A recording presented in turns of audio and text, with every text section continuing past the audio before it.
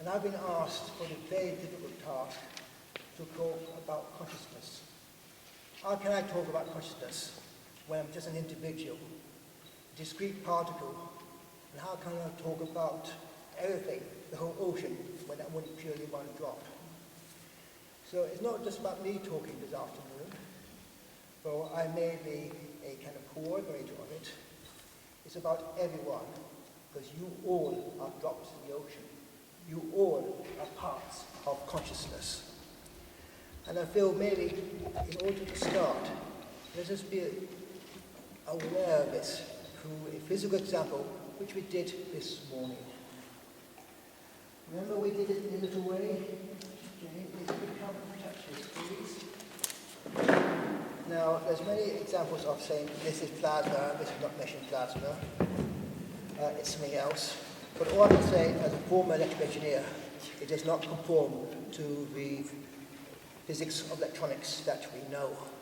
So let's say it is something else. I keep it as simple as that, an anomaly, which somehow passes through all our bodies and allows us to realize we are all connected.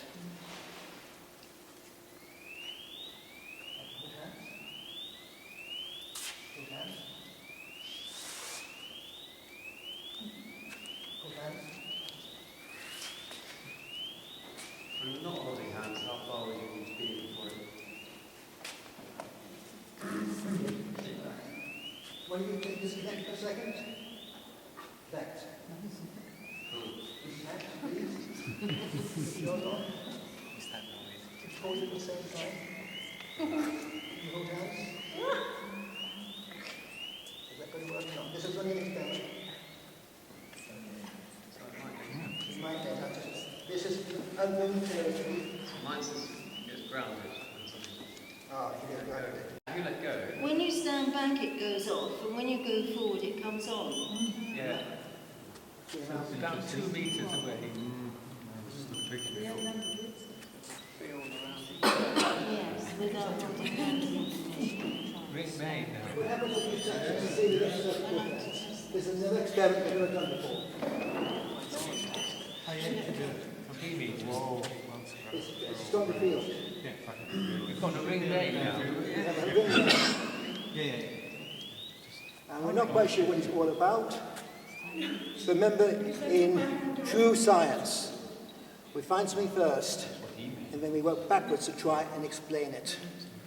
And that is a hypothesis of which research should be done.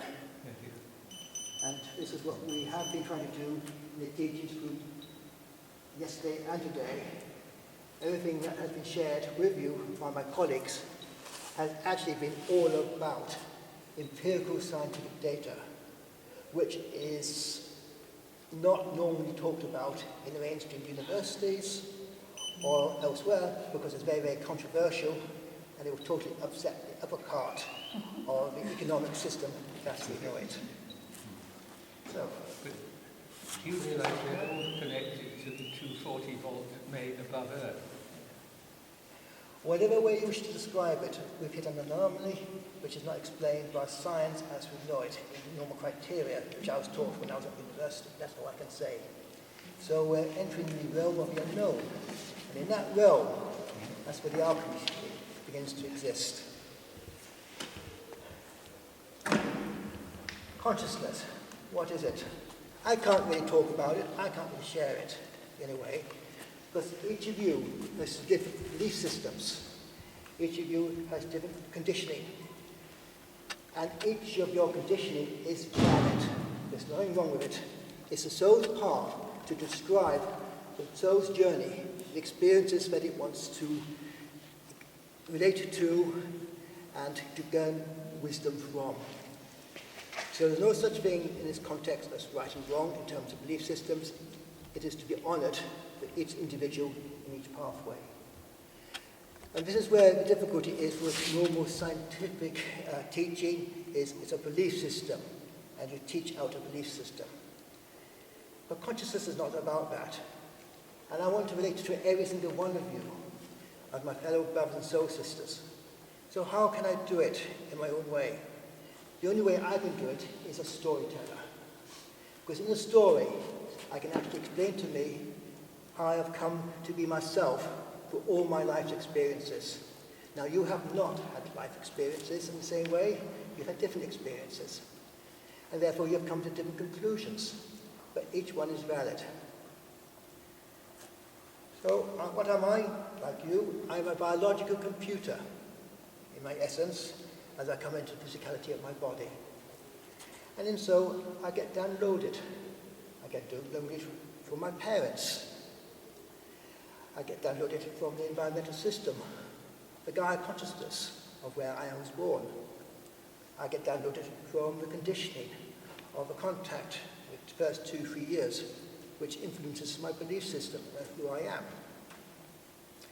Then as I go to school, the government system gets influence through the education system and defines what its subjects wish to believe, so that in its authority as a parliament, it can dictate to us a structure and a way of life.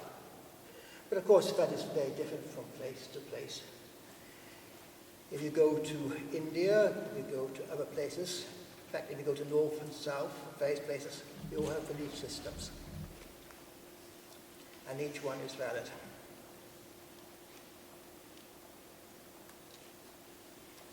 So my belief system is that each one of you has a teaching to give to me, and I have a good teaching to give to you.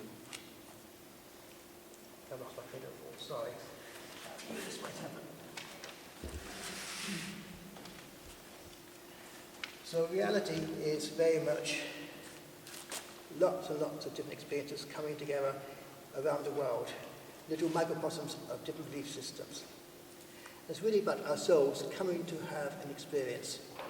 Our soul is the essence within us. It comes into physicality and it has an expression. And then how do we relate to all these expressions? How do we have these different feelings, these movements and motions? We've got to have some form of synchronization that brings us into this consensus. And this is where Jane roughly explained this morning through heart math. We have a kind of resonance frequency within us, and we will then relate to Gaia consciousness through the beat of the earth.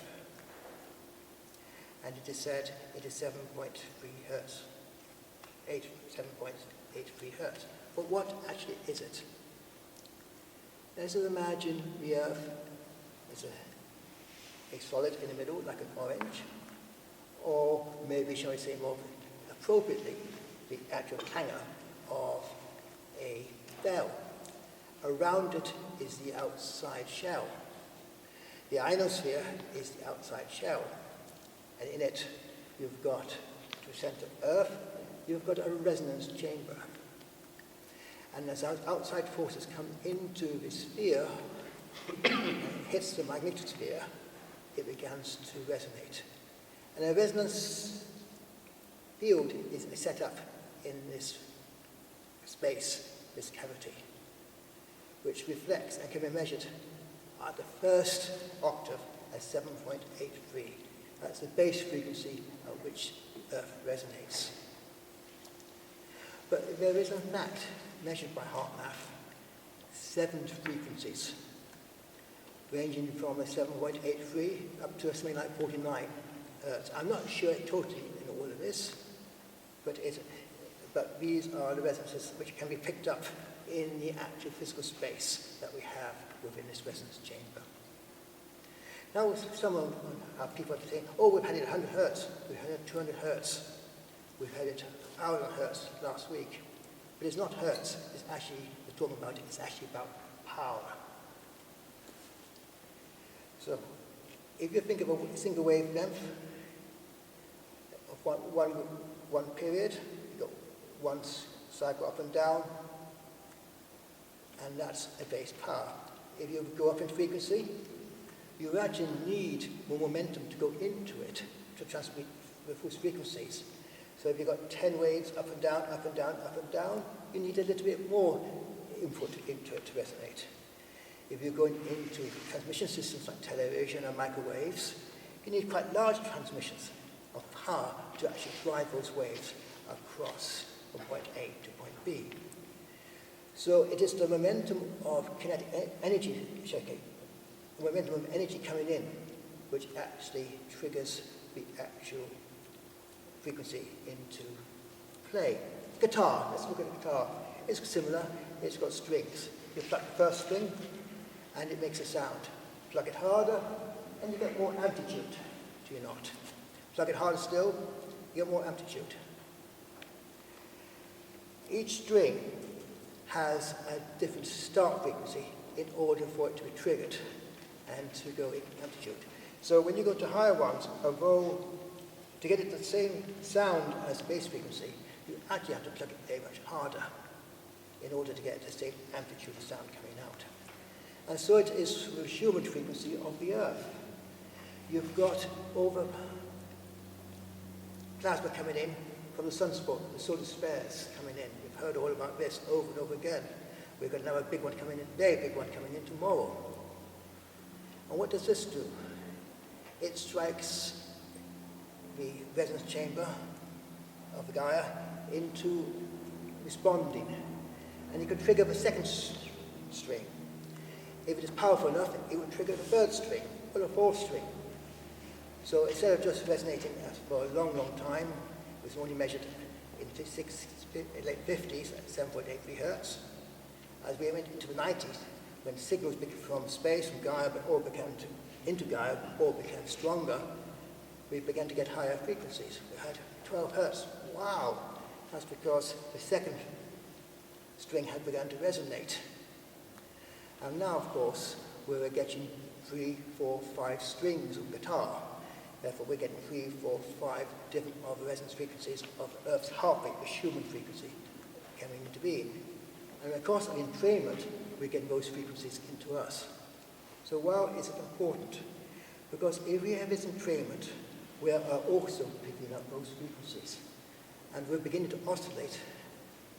Our heart pulse, our body pulse, our energy field, our plasma field is beginning to resonate at higher frequencies. Once we've hit gamma, alpha, beta, gamma, once we hit gamma, which is 25 hertz above, very interesting thing happens. It is gamma range that awakens to consciousness. So we've now got some of that fourth string being triggered like on the guitar, and we're now actually beginning to listen to consciousness. We begin to say, hey, I'm strange. I'm thinking things I haven't thought before. Where are these voices coming from? I don't believe this. This is crazy, man. Science says it can't be done, but my intuition says it can be done. What's going on? There's conflict. This is because we're now being impeded with higher frequencies. Our heart and hence our essence is vibrated at higher frequencies. And so we're in the sense of a great awakening, if you like. But more to that a little bit later. That's where it's actually coming from. But the detail about what is impinging upon the Earth from the outside, I'll talk about a little bit later. But if we go and look at how we work, I talked about all these different nations upon the Earth, all have it different ways. If you go to Chinatown, you'll find you're in Little China. If you go up to various parts of Leicester, you find, cool, I've got a sense of sensation, I'm feeling I'm in India, I'm in Delhi, or whatever. Why on earth is happening? And what is becoming apparent from various sources, and Mr. Cash has also focused on this in a little way, but hasn't talked much about it, is the power of language. When we learn our first language, we're not learning a vocabulary of communication. We're actually learning a vibrational code. And that identifies who we are in the actual program, biological program of our environment, of the collective social circle that we are all being born into. And I think this is a kind of very important aspect of it, is that when 10 people come together, all speaking the same language, they actually have the resonance of that language. You have the communication, you have the carrier wave of that language upon which is modulated programs which relate to that particular consciousness. So that is maybe in some ways how people who have the first language, say English or Spanish or Portuguese, all speak the same way. They have this actually program modulated. It's very, very subtle, but it's bringing them together with a unique resonance. And of course, when you go to other countries, if you go with the indigenous tribes, the Maori of New Zealand, they see things as a totally different way. And when you go into their psyche, when you first meet them, it feels strange, it feels a bit alien. But if they give you some downloads to allow you to have, shall we say, a software upgrade to get into the resonance of their language, maybe learning it, or else being able to actually see what the message is on that carrier wave, one begins to get their psyche, and again, see things in a different way. And even more so, I haven't been with Aborigines, but they are so, so different from any one of us. But if one was able to relate to the language, one would, in some ways, begin to identify is their totally different way of perceiving life. I have had the privilege of visiting the Kogi Indians, which many of you may have heard about. They're one of the very, very ancient tribes. They are in Colombia, in Santa Marta, in the north of Colombia. And they have been around that mountain. There is a mountain 18,000 feet high, and on it every single ecosystem of the earth is to be found. And they feel themselves the guardians of the earth. And as long as through their knowledge and their alchemy they could hold that mountain in order, in balance and in harmony, then the no Gaia would itself be in harmony. However, by the 60s and 70s, through their alchemy and knowing, and they lived a completely different way of life. To us, it's said they're alien. But no, they're just running on a very, very unique special program in which they can connect very, very closely, and not only closely, being able to work with the energies to allow bringing a balance of the fields and plasma fields of the earth, where that awareness.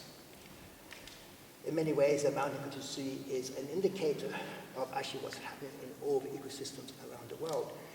Their mammals, for example, when they're chosen, the first 4 years, they're kept in darkness in caves.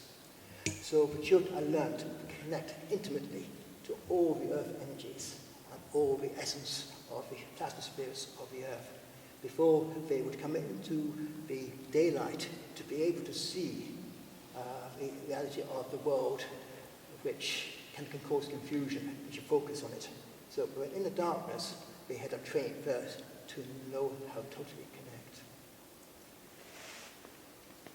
And that is an indicator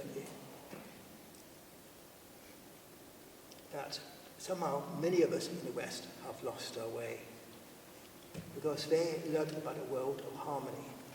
They came out in 1990 saying, hidden for 500 years doing their work, untouched by any modern movement of a Western sense of superiority imprinted upon the rest of the world. They came up to tell their story. It says, you little brother, you are destroying the earth. Please listen to our story and try and save it before it's too late. In a partial way, this message has gone out there. It's gone out there for many other different organizations as well, saying things aren't right. Part of it now, of course, is also the elevated consciousness. But what is this consciousness? How is it imprinted back through language upon the earth? Is this language just homogeneous, or does it relate to a language and the imprint that exists? I'm now going to take you to Basel. Basel is the north of Switzerland. It's right on the border. You've got Germany, you've got France, and you've also got Basel itself, almost like 3 cities in one. And it is much open borders. And I was staying with my friend. In January, he said, Mike, go when you walk. I walked about 2 kilometers along an edge of a small tributary river coming off the Rhine. And 50 yards inland from that was Germany. And of course, I was still in Switzerland. So there was tracks and paths, and you could, as we went up to the border point, there's 2 posts saying you were leaving Switzerland and you're going into Germany. Okay? Like like this. Wow. Funny. Step back. Germany. Completely different vibration to Basel, Switzerland. Yes. Language is as subtle as that. That we're not homogeneous at all. We're a living membrane, tapestry, jigsaw, if you like, on lots and lots of pockets of different vibrations. So you go up and you feel it, and you feel the veil. You feel the pressure there. You move forward a little bit, and I'm in a different world, in some ways. We are living many, many different worlds. Many, many different worlds. More than we realize. But once we get into the field of vibration, we can actually sense that. So, I went up to the point. There's a rock just there. A nice big rock about that high. So I turned round and I sat on it. And I put my head onto the dividing line like this. When we head this way, I'm in Switzerland. When we head that way, I was in Germany. Back and forth, back and forth. And two, I got it in the middle. And this is the Coulomb line, the Coulomb point between the actual two different reality worlds of the imprint of human consciousness. Probably about 50 mil wide, perhaps, though this is what I was detecting. But I would say, in essence, it's probably very, very much thinner. And what was this line like in the middle? It was blank, absolutely blank, of no feeling at all. In one essence, it didn't have a feeling of Basel in Switzerland, it didn't have a feeling of Germany. But I said to him, is it blank? No. It was the most powerful point I'd ever found, because in it was total potential, absolute total potential of who we really are as a being, in essence. So we're coming now into more of a reality. What consciousness is it's not just about us as individuals. We learned all very much of how to connect in many different ways. And I've just showed you now a little bit about the tapestry of how the whole world is made up. Different languages, different pockets, of which the interlacing of all different consciousness can actually come apart.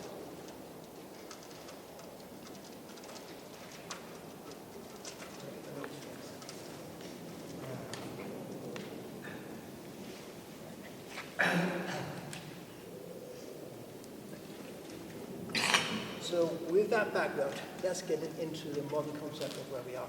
I'm going away slightly from the plasma, as you're realizing, but we are totally now in plasma, in consciousness. And what we were talking about this morning was purely an awakening tool, that we have tools to be able to actually access a knowing which is beyond the sciences and belief systems. But as Mr. Keshe said, one day you won't even need the tools. One day you won't even need the Ganzas. One day you won't need the maggraphs. Because we, in our bodies, are maggraphs. Hello, come and join us.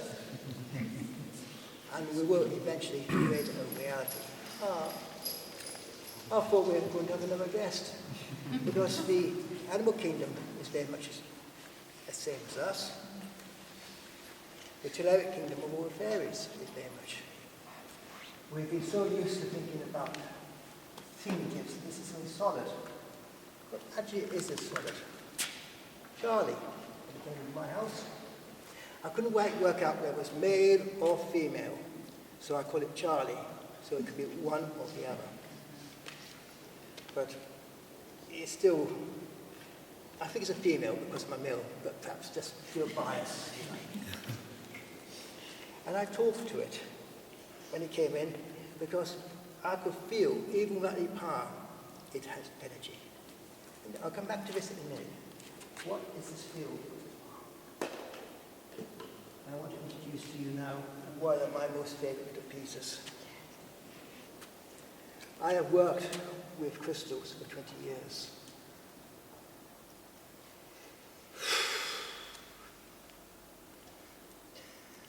Sorry.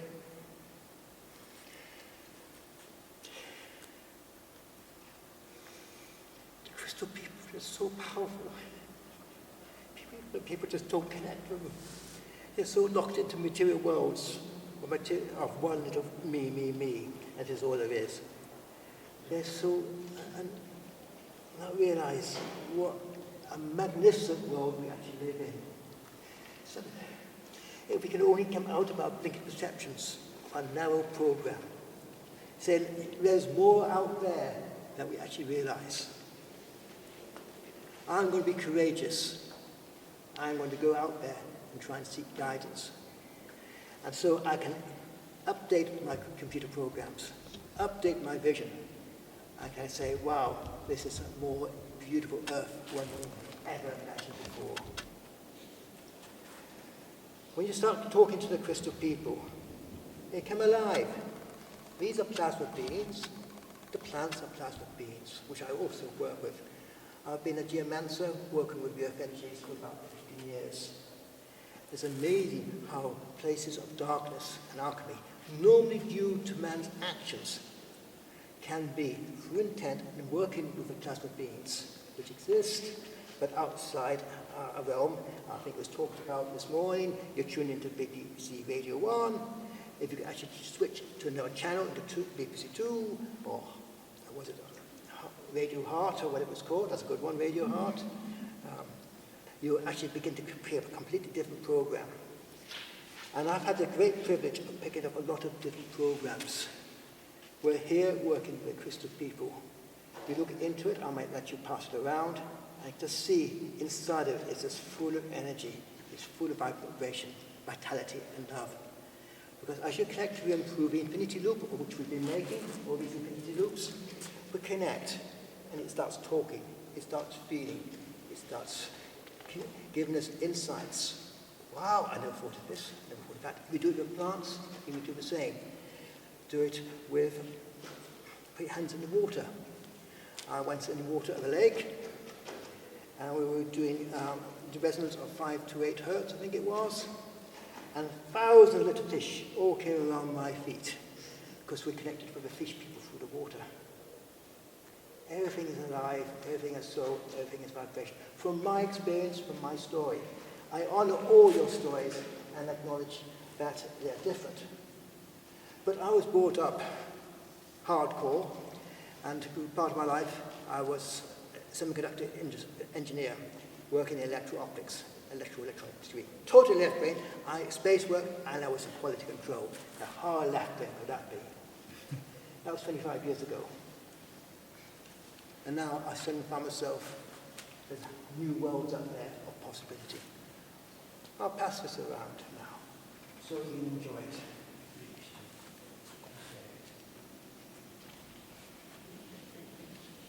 I have made many remedies out of my crystal people, which, being put into the element of water, has enabled actually a lot of healing to take place.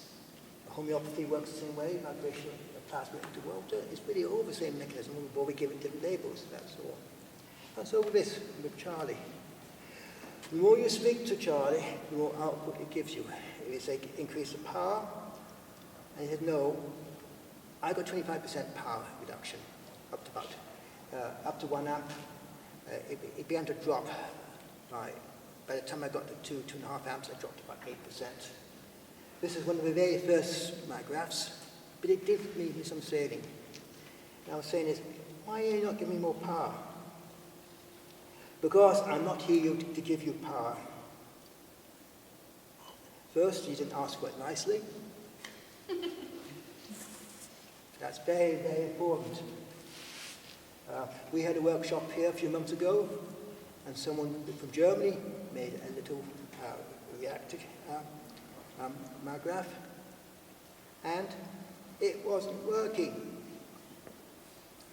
But I said, look, I made this, why can't it work? This was an exercising on training day on telepathy. This is near the end of that day workshop, and we all spoke to the little reactor. And the reactor said, and 90% of the people gave the same feedback, that man does not love me. Does not love me. How am I going to, I feel totally insecure on my own, lost. I can't work like this. I can't respond as an action to give output when I am not recognized and when I'm not loved. Once that message was brought back to him, he said, can't be this. And he said, oh my God, I am so sorry. I am so sorry. He changed. Once the infinity loop of connection was made, you're dealing with beings here. Okay, we put onto it our projections based on our reality, and that's fine. This is my story, so I can project on it any way I want. Your story, you can do it any way you want, and that's totally valid. So I gave the story of, I'm so sorry, please forgive me. I'm so grateful for this teaching you've given me, and I bless you. Now this is taught in so many scriptures all over the world. Whenever we face a trauma of any different type, is we acknowledge that the trauma is actually within ourselves, the outside environment which created our reality was a part of that.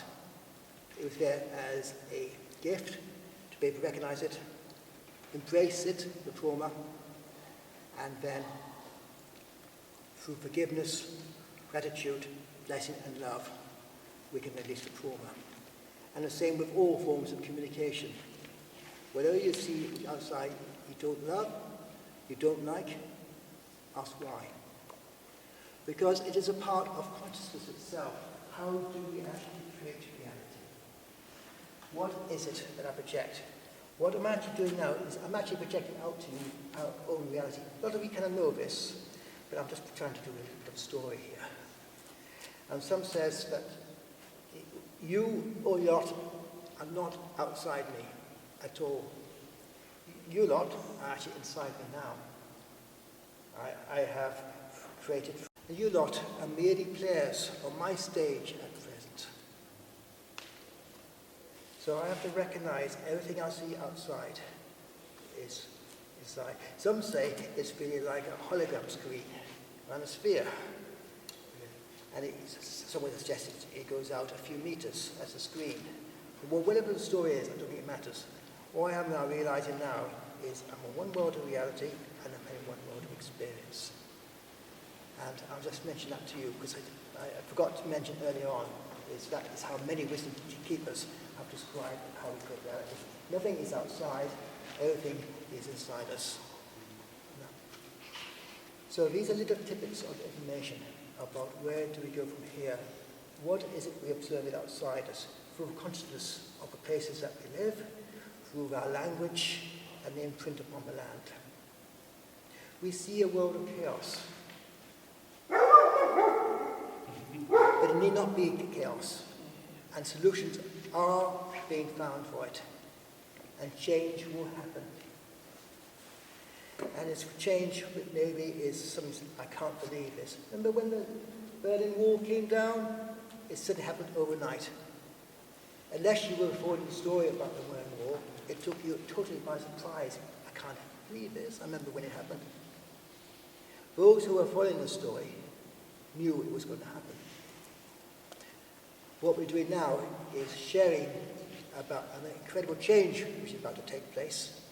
So rather than it suddenly hitting us, we are now witnessing the gradual transformation that is taking place. We are still a world of control. Very few people in the top, literally through the vibration of the English language, imposed their authority as such on the world. This has been going on for thousands of years, but that's fine. I don't want to go into detail. We've all got good stories about that. Everyone can share those. But those in authority do so through the medium of fear. As these vibration forces begin to increase, the energetics which allows them to actually impose that authority break down. They no longer have the amplitude of that frequency to impose upon the others their will. Right, I'm going to create more fear, I'm going to create more distractions. They're having more and more difficulty of doing this. People are waking up and instead of going to fear mode, they're going to love the passion road instead. An example of that was when that tower went into fire. It brought incredible amount of love consciousness and support and questioning the status quo. There's been other examples of that when in Manchester, when there was that attack in the music festival, the music program. Again, people would turn not to fear, but to love. And there's examples of this all around the world as well. So the mechanism is slowly changing, but dramatically increasing in pace. Why? There's another part of the story now. We go around the central sun, roughly 25,920 years, plus or minus a bit of time. What's time anyway? And that central sun is the center of our galaxy, Milky Way. We don't, if you look into the teachings of Hindus, Buddhists, and many other indigenous tribes' teachings, that is very clearly expressed, and they've always known that. And if you look into the Hindu teachings, you actually find there's different ages. The ages reflect two different energetic conditions. As our Earth moves around in its magnetic position, if you like, or is traveling around the whole circle of the central sun. We are going into an area which is of higher vibrational plasmatic energy. Some people know it as a photon belt. Others can call it a massive plasmatic field of very, very intense high energy, 31 light years across. It's massive. And our little solar system is coming closer and closer and closer to this. The energetics of this plasma are hidden in the magnetosphere of the sun. Remember, the magnetosphere is designed to actually push away infringing magnetic forces. But as they get stronger and stronger, again we're going back to the whole idea of resonance and the bell, which I talked about on the Earth. The sun has one the same. The solar has the same system, working at different frequency, but each one has a resonance. So as we're getting closer to this plasma cloud of high energy, the resonance of the sun is increasing. It's increasing. Its outcome is solar flares. And though there's been cycles of 12 years up and down of solar flares, which is called a pattern, that pattern is no longer static. It's climbing up with huge peaks, climbing up with huge peaks, ramping up with huge peaks. And in fact, there's another huge one due on the 8th of August. When we've got these forms of energetics, solar eclipses, lunar eclipses, also have a direct connection with the plasmas, because each of the elements which we see around us, like the moon and the sun, give off certain fields. When your change of energy dynamics through masking takes place, the actual fields coming in set up a different positioning force, and hence you have a different outcome as a consequence to this. 8-8 is the lion's gate in many teaching cosmologies. Okay, some of these will say this is not scientific, this is a realm of fantasy. But again, within those realms who are looking at astrology, they're seeing scientific patterns which have happened before, and they're saying from that patterning, we know it's going to happen again. Every year, the energetics are such that it triggers consciousness. And because of a solar eclipse, which is on the 21st of August, and a lunar eclipse, which is on the 7th of August, and the main trigger on the 8th of August, Lion's Gate, we are going to have a solar flare, the last one coming through, due probably coming out the 7th, 8th. We're going to have bombarded totally with very, very high levels of energy, which may affect the telecommunications. That's what HARP's trying to do, trying to protect it. In some ways, protecting their communication portals, but at the same time trying to block those particular frequencies of plasma to actually activate and trigger our awareness. There's also some major sources. I am not I've heard of, I haven't got into detail, it's up to you to seek for yourself. It's in your basic internet, if you want to start looking for it. It's saying that on the 21st. But there's so many different programs on the internet, hundreds of different sources, all beginning to say the same, speak the same language, that we have a massive ramping up, and there's a massive awakening taking place. And a lot of structures which have been placed for maybe hundreds of years will suddenly start dissolving, just like the burning walls come down. So it actually is happening. Of course, we've got various agents of change into place. You've got, of course, apart from Mr. Cash, there are many, many other players. You've got Michael Tillinger and the U-Boot movement. And he's putting in a whole lot of social community network all over the world now, based on the absence of money, but as we know it. You've got the New Earth Project with Sasha Stone. Again, he's got the influence of his organization all over the world. And he's got a massive library of, there's a university there of teachings, which as a student you can access, just like in the Cash Foundation. You've got some of your timers, like from Bella Melchizedek. He's been around since the 1970s. And again, his School of Awakening has actually been talking a lot of similar things. With him, he's working on,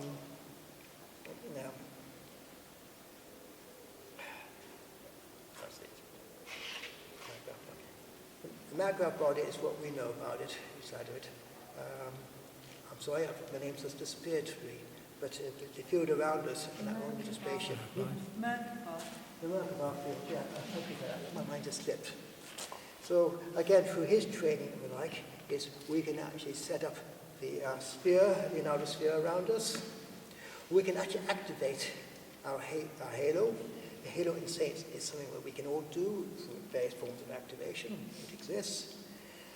And once we then actually do, we can then, through the processing, set up the field. And I've actually had a great experience to have this.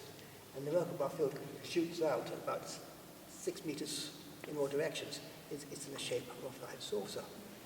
Now, many of you, or many other teachers, this is just a few which I've experienced, out to maybe literally hundreds, if not thousands, all preparing the ground for the change that is taking place. So there are many players in there fulfilling their roles. And it's like a jigsaw. They're still a part of their pieces, doing their individual part. Mr. Kesh's part, the Buddha movement's part, Sasha Stone's doing his part, Bella Melchizedek, and all the others.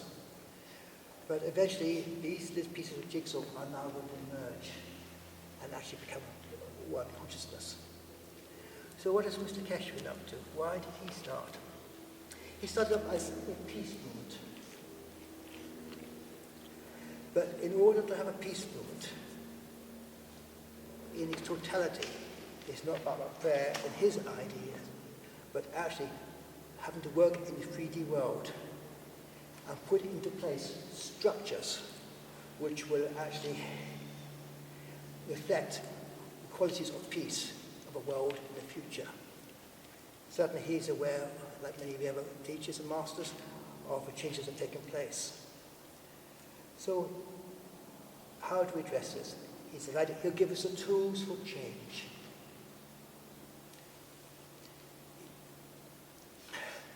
If we are in a locked system, a pyramid system, let us try and go into something which is of local bearing, working at a grassroots local level, and hopefully in the idea of a circle in which we are all equals. So, from his knowledge experience and all the suppressed knowledge which came out of the nuclear industry, he brought us into the teachings that you know of and have heard of us this weekend. The outcome of which, of course, is we can actually get ourselves balance and harmony and all our needs met, our food needs, as we become aware of this, we've met, our power needs, our agricultural needs, our health needs. Other teachers are doing this as well, expressed in slightly different ways, but of course, their people are maybe, but they're attracting a different type of people according to the methodology of their teaching. And we're all individuals, we're all different consciousness, so we go to different teachings for our learning. But This is one aspect of it. But there was more than that in this peace note. He realized that those in power in the structures are going to try and impede what we're trying to do at a lower level. They're going to be very, very reluctant to give up war because it's the biggest money-making machine ever. They're going to be reluctant to give enough power because it's worth trillions of dollars. They're willing to give up the pharmaceutical industry because it's worth trillions of dollars. And again, with agriculture, the agriculture industry. So at one level, we're actually saying we're controlling it by looking after ourselves. At another level, he said he had to address the sources of his authority and challenge them. The financial aspects for banks, Rothschilds and the like, are the essence which have driven these massive corporations which are coordinating the world. In fact, there's about 3 banks, only about a handful of corporations actually control, through subsidiaries, most of us in the world, and we're not even aware of it.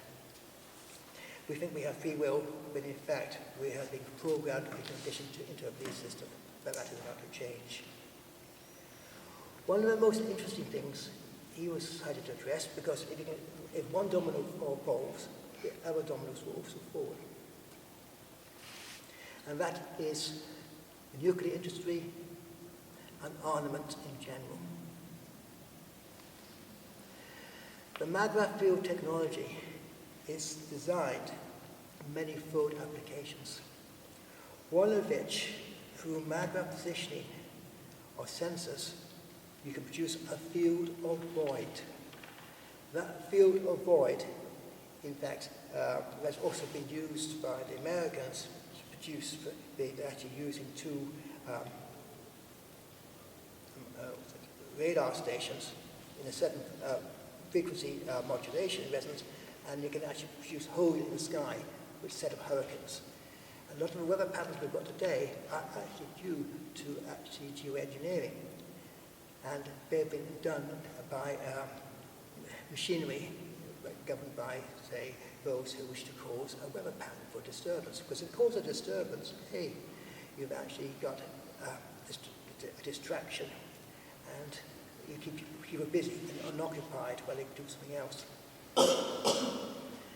Magravs, by actually working in a resonance system, as I said, you can actually produce a void which cancels out all electronics. And as by moving this position of this void, you can entrap a vehicle, you can entrap something in flight, and you can move it down. This first happened in 2011, and it was in Iran. Because Mr. Kesh actually was, and still is, a Iranian national.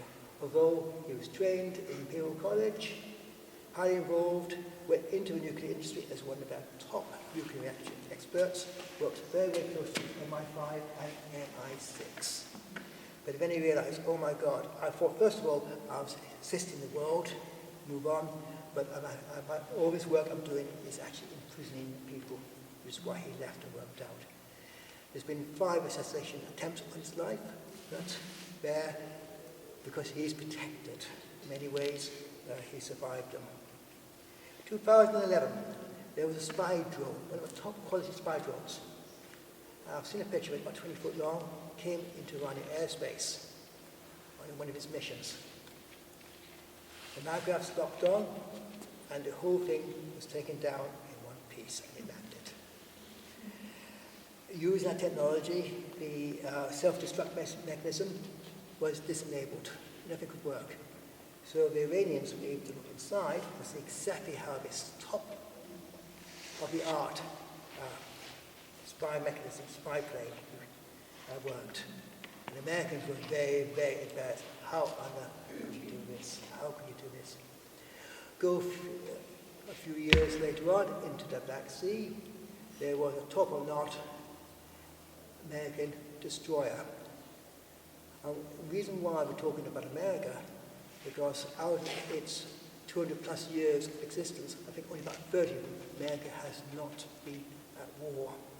And normally it's been for political gain and exploitation, not a fighting a righteous war, that is valid, but unfortunately they're saying it's how can we make money. So we'll go back into the back sea. And we have this, does someone remember the name of that ship? Offhand?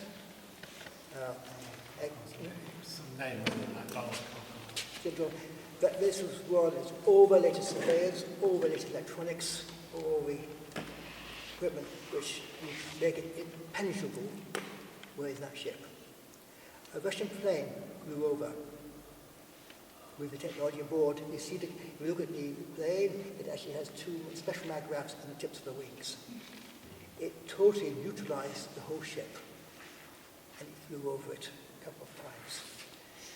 The ship eventually got back to port, and half the crew said, we're no longer working.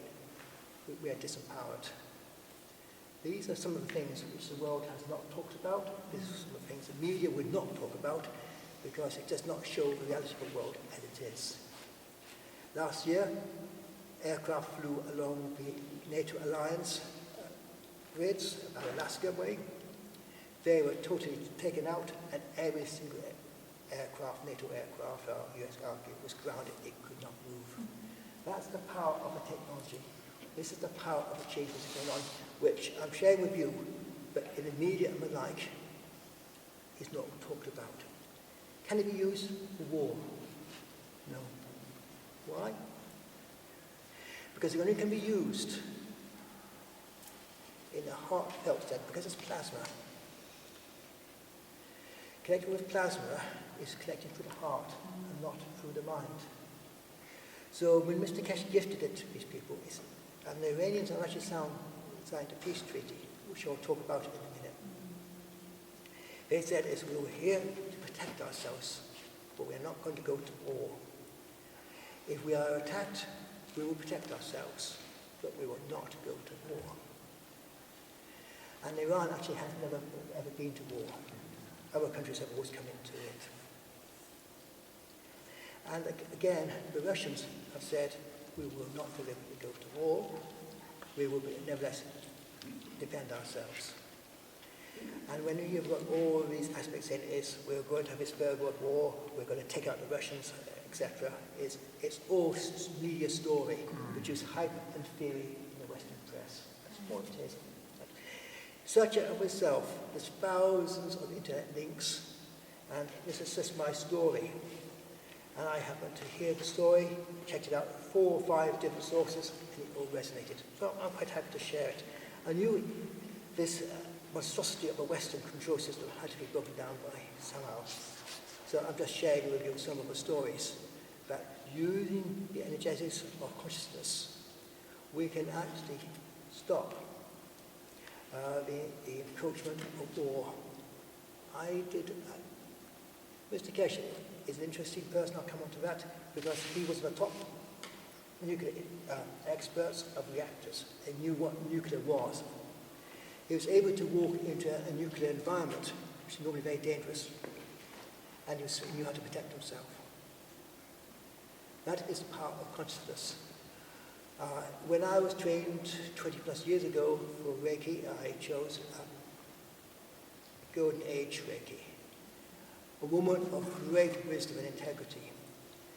When, I think it was Chernobyl took place, no it wasn't, yes, there was still a lot of outcomes of Chernobyl in certain areas. She said, right, we're going to go out to help these people. And she asked for volunteers, because she could go out there and be totally unprotected, because she knew the energetics of the Reiki to protect herself in any radioactive environment and not be affected.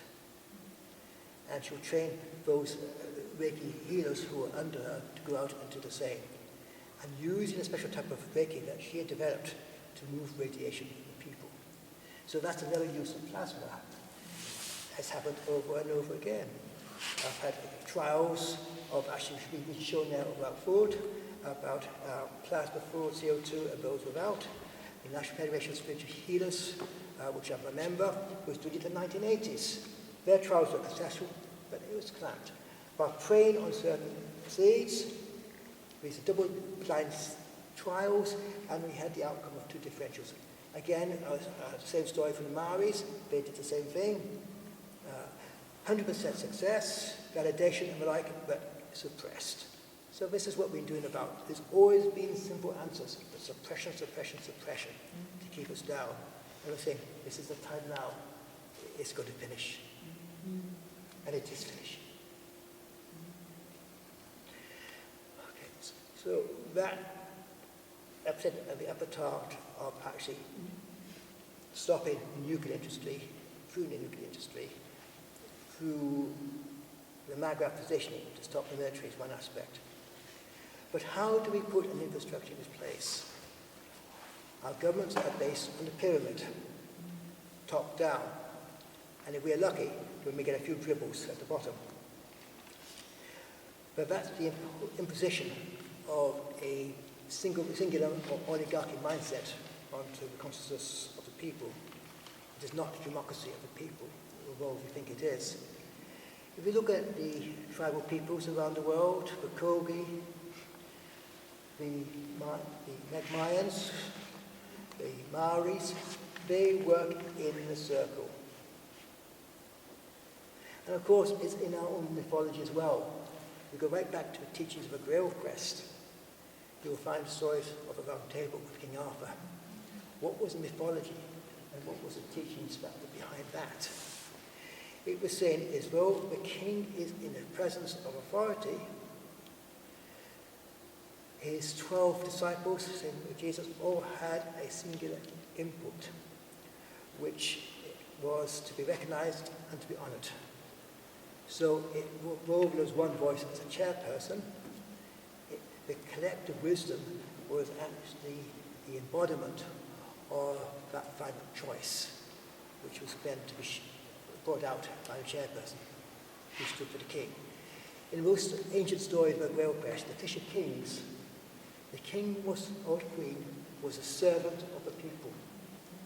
He was a king, he was a priest, and he was a healer at the same time.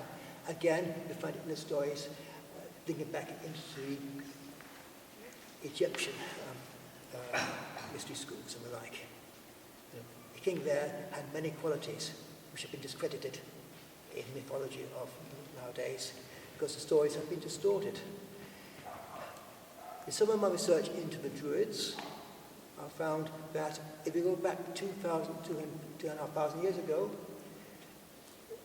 the UK was actually one of the centers of wisdom for the world, of the Western world that we know about. There were about dotted across, maybe southern England, where we are now, along the coast, the west, maybe into Wales. I don't think they went that far north. There was 1,000 Druid schools of wisdom, universities of teaching, and with about 60,000 students. You had people from all over Europe, representative of kings and queens, people wanting to be trained, came to these universities. And even Julius Caesar had one of his chief advisors, and that was a Druid, guiding and giving him wisdom. So it's not surprising that when the Romans came to conquer Britain, the thing they had to eliminate was the Druids, because if they contained the wisdom of the people, then there was still hope about the original essence of who we really are. Are we Celts? No. Are we Britons? Maybe. But really, we're actually in the land of Albion, the lands of the ancient ones, going back 30,000 years. So we're going back a long way. I'm digressing here, actually, but it's just happening to be the case. So we're actually here on this land, a place of ancient wisdom built into the land. And maybe because of that, and because of the resonance we have a land through our language, we can connect and in time, in the future, bring back some of the wisdom that was kind of lost from the current memory, but not from past memory, and which, as we raise our consciousness, we will remember. Which is why we had to speak out here. It's more than just the aspect of the Maghrabs, it's about a change of life. The other thing Mr. Kesh did was a counter-movement for the organizational structure of the world. United Nations is not really, it's a pyramid structure which does not really represent the nations as we know it. Many of the so-called nations in Africa and elsewhere are being puppets in power of our countries, paying lip service. If we wish to change all these structures, it needs to be done at an energetic level. Because if we set in fields the energetic level of intention, eventually the energetic levels will actually consolidate, integrate, and produce a new outcome in the physical matter world of new structure. Mr. Kesh has set up the Universal Council, working with others and giving support because he has access to many high levels of power as well, and so he knows the game and how it works. The Universal Council was started in Dubai roughly 2 years ago, and from it, the people who were attracted to it were those who were called by their soul, not by the physicality, not by their ego, but because inside them, something deep inside them, told that you need to come in service, again, like the Fisher Kings, so that to accept a vibrational coding, to hold together, so that we can change the world vibrationally and then into the physicality. There is the inner core setup of a 12. Been linked to that with rings or more 12s, so it's based on, shall I say, the tree of life, the flower of life, circles within circles, from the central core built upwards. And from the central core, you've got the language members. You've got maybe a language of say, 12 core key languages, which underneath them, you'll accept their language. So therefore, they're representing part of a code of a mosaic, which makes up the consciousness of the people. Eventually, one hopes to be brought into place 200, 300 languages as the people come forward, and the whole will get intent. And they're kind of being trained now to accept their soul condition and to be trained how to connect with their soul through the heart, so that they can bring in the higher consciousness, the higher wisdom. And Mr. Kress actually also talked about the soul upgrades. As the body resonance is increasing, more in balance, it can take extra frequency, and an external wisdom of the soul of an upgrade can also then be brought, so that they can hold themselves as teachers of the future. So at the moment, that is being held in place through language. On Tuesday, there was a momentous day of signing the different countries into the empowerment of that vibration intention. There was, you see it on display, a request being sent out to all the power leaders of the world to sign the peace treaty and to bring their countries into peace. Not one leader, as we know it, said yes, we will do it. Which left the kind of void open if no one says yes, with a soul they're going to take the step forward to sign a peace treaty. Well, if you're not going to do it, we're going to find other people to do it, which open this ground, open the space to others to step forward. So the language members signed for the countries where the first language was the national language of our country, the official language of our country. And in fact, for the UK, there was 15 states, 15 countries, which use English as the official language, and has adopted the Queen as their source of power. Energetically now, this has the turning point. If you look into the vibrational field effect of intention, that the authority has been taken away from those in power through the soul into those who are willing to step forward to hold that authority for the time being for their soul. It's a sole intention to hold the vibration. As more countries come on board, as more countries say is we wish to have our authority, the number of people of languages will increase, and the number, so Clayton at the moment, Clayton English, he's actually American, a beautiful heart, and he's signed on behalf of the UK. But he had to sign for 14 other countries at the moment. But once these other countries get back to their embodiment of who they are, he will said, I release it to the soul who's holding the energy of our country, which will be therefore for their natural language, rather than opposed to official language at the moment. But we set the vibration tension of change taking place. This, at an energetic level, I can talk about this. I know you're going to find it utterly strange, it's weird, but because I am a geomancer, because I have worked with energies, I am realizing that what happens in the physical world is a reflection of the vibrational world. And if little sons, which is through the soul, said, right, I'm going to change all this, then it can actually happen. And a few of the world leaders actually know about this. Some are fearful, others say, we're supporting this, but we cannot sign because of our status at the moment. In fact, it's not right. It's far better for you to take over the vibrational field moving forward. This is just Mr. Kesh's story, as such, one model, and I suspect at the same time you'll have other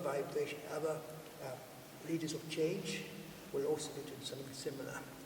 So there's a network now of changing the vibrational model, the coding of a world, so we have a major upgrade of consciousness through the energies coming in and through the souls contained at the bottom.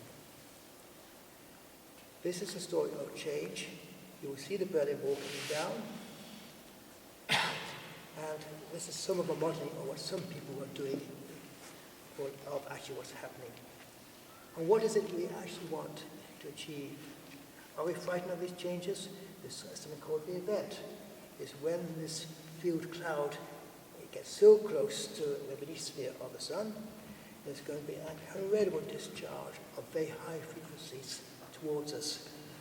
And many people are calling this the event. And they're saying, are we going to go to the fifth dimension? Are we going to have the fries? All I'm saying to you, this is going to happen. And it's nothing to be afraid of. It's going to be, for those who are awake, it's going to be an intention which is a build-up. You will feel the traumas of it. It's better to know is the outcome is going to be something which is beyond our understanding of its time. Because it's beyond our program. But if we have in our hearts knowing that this is happening, then we have a surety that when others are panicking, we can be bright lights, each and every one of us, and just hold that intention for our hearts. Come on, it's going to be all right. Trust me. Don't go into fear, because that's going to give you pain and distortion. Just keep in your heart.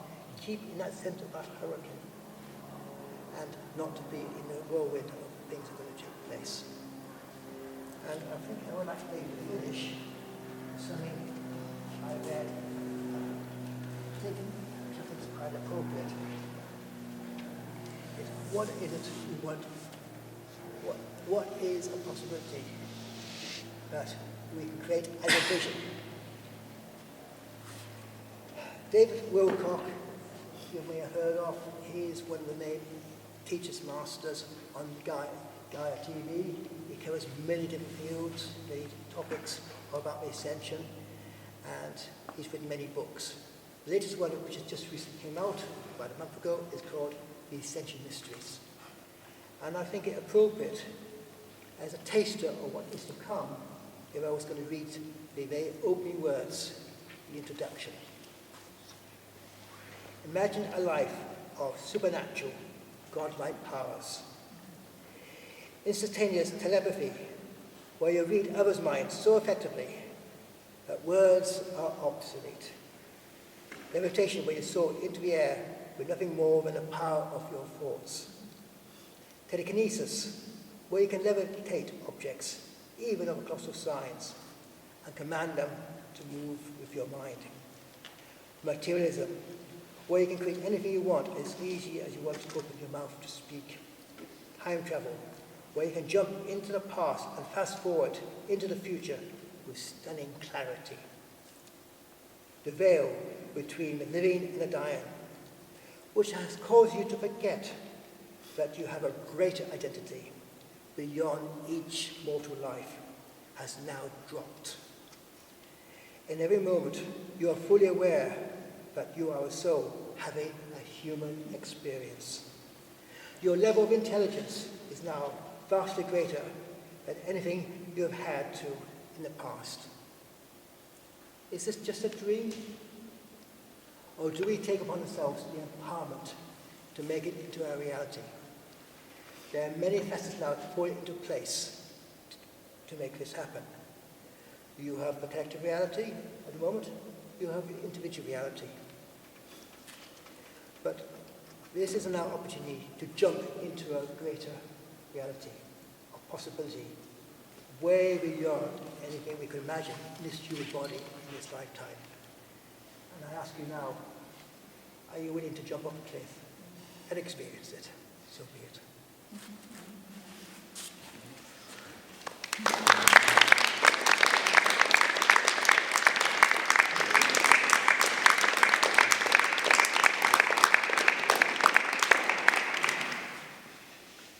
No doubt there's going to be a few questions on this, but I'm going to open this floor to everyone, because I think everyone has an answer. Deep inside them, everyone has an answer. So I suggest as maybe one question from you out, from your feelings, from your heart. It does not necessarily need to be me, but it could be each and every one of you, and have an insight to feed back to the question, so that we are a collective consciousness working together of collecting answers. And maybe the feeling now, when we set up this morning for the heart math, is resonance that all our hearts are now in train still, and let's see how we can actually find ourselves with a wider vision and a wow factor. Isn't that life for us? I forgot something very, very important. Because when I was talking about doing all the clanging and everything else, and talking about the guitar, I was going to illustrate it with sound. When I was talking about the tapestry of all the different languages, I was going to illustrate it with different sounds. Because vibration can be expressed with colour, light, and sound. And if we're talking about the future, we're talking about a sound curtain, if you like, a sound picture, a sound bite of expression.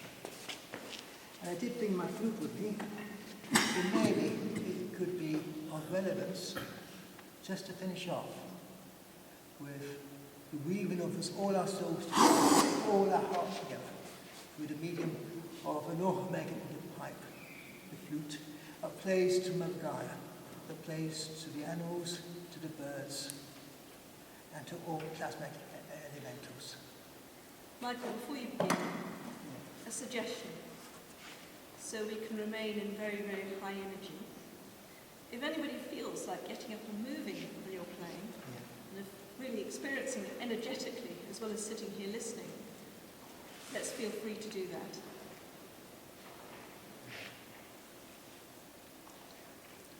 Because it's all about flow. It's all about movement. It's all about letting go and having fun.